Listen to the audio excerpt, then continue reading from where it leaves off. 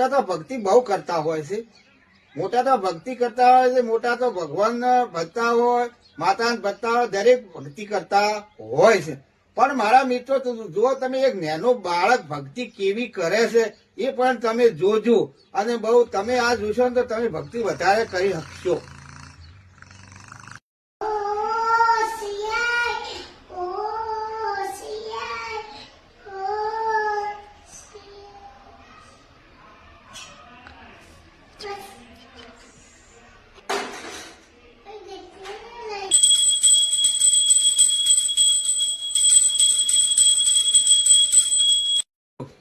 નાના બાળકે ભક્તિ કરીએ તમે જુઓ, તમે મોટા તો ભક્તિ કરો એમાં તો કોઈ વધો નથી, પણ નાના બાળકે ભક્તિ કરી જોઈ લો.